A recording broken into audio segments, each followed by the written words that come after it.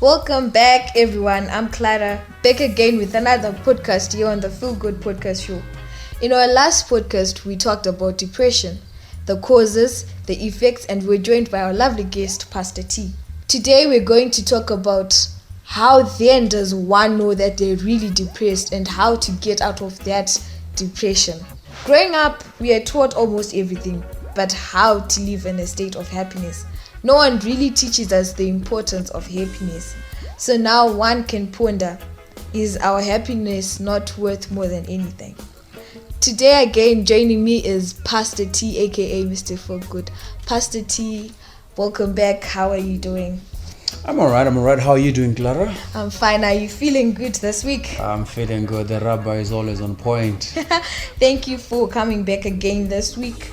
In our last podcast, we talked about depression, the causes and effects. Yeah. We went on to talk about how one has to talk to a depressed person. But how then do you know you are depressed? That's a very powerful question there, Clara, and thank you for bringing it.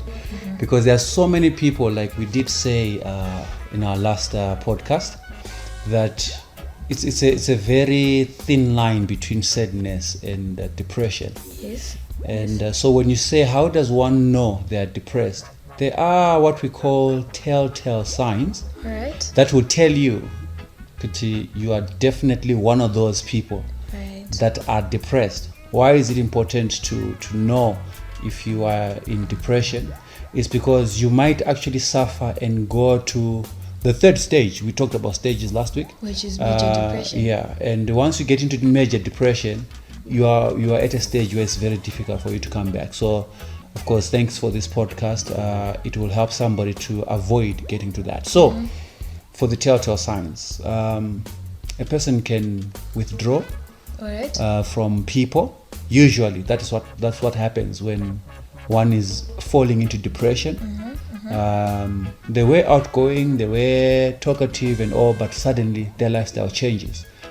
Even their outward look, they are no longer grooming themselves, bathing as often they would, dressing up the way they often would.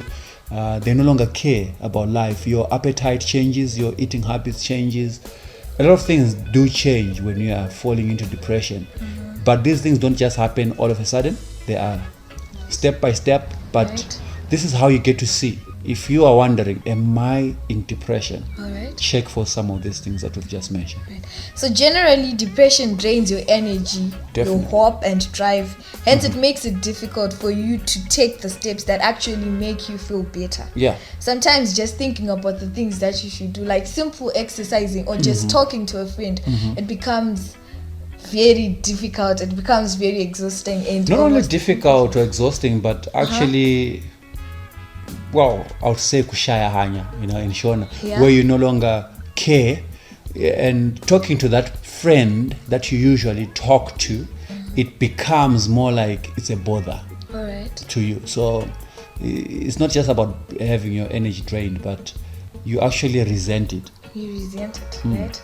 And also people start reasoning emotionally and not rationally. You involve emotions every time. That's a big one.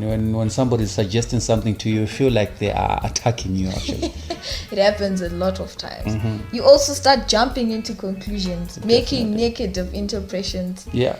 You also start diminishing the positives. Suppose you start coming up with reasons why positive events don't actually count. Those are major telltale signs that you are bringing out there. And also overgeneralizing from a negative you talk from a negative experience, then you just bracket everything and render it impossible. Right? I vividly remember in our last podcast you helped us understand that there's a difference between sympathy and empathy. Yes. Now, how does one empathize with another person? Well, like we did mention last time, we said empathy is coming into my space, feeling what I'm feeling, not feeling for me or feeling sad for me, but feeling what I'm feeling. So if I'm trying to help you, Clara, out of depression, I first need to understand how the cause of your depression has affected you. and not just generalize things and assume kuti, you're just being naive, you're just being impossible. Empathy is when I come into your space, really try and understand from where you are coming from, view things with your glasses and with your eyes and not mine. That's empathy. All right, thank you for that. Well, it's not always the case that a depressed person comes to you. Sometimes I might be depressed and I might want to talk about it, but I just don't know how to start. How best can I open up? What suggestions do you have for a depressed person who's listening to this right now and wants to open up? What steps can you take? Wow, that's a powerful one, because usually most depressed people don't realize, but I'm hoping that after this, somebody who is probably falling into depression or who is in a depressed state has noted that I'm the one they're talking about. And if you have noted that, automatically what it needs you to do is to start reaching out. Now, how do you reach out? I think that's where the crux of the question is. First things first, you need to first admit I'm depressed. Admission is key. Admission is key. Right. Because if you don't admit it, then you're always going to be blaming everybody. Secondly, talk to someone. That's the most difficult thing for a depressed person, but talk to somebody. Because a problem shared is a problem half solved. At least half solved. Yes. Right. So that's one of the things that we need to understand when it comes to depression. Talk to someone. Now, you also need to choose well as to who to talk to. No matter how deep you are in depression, there's always that one person that you think seems to understand you. That's the key, that's the underlining word, because somebody who is in depression, everybody else is against them. But there's that one person or two who seem to understand, and those are the people to go to. Right. So when you decide to talk to your friends about your depression, it's natural to feel uncertain and a little apprehensive, but you shouldn't let those feelings stand in your way. Yeah. Remind yourself that sharing your details about your depression and what you're actually going through can be very healing, and in the end will benefit you in a number of ways. Plus, just having a few people to support you will actually make you feel good, because they'll remind you that you're actually worth much more. Right. Oh yes. Pastor T, do you have a few more tips to share with our listeners? Well, in terms of depression, it's always important for us to know where we are coming from. We are Africans. Yes. And as Africans, there is always that assumption of you're not serious about life.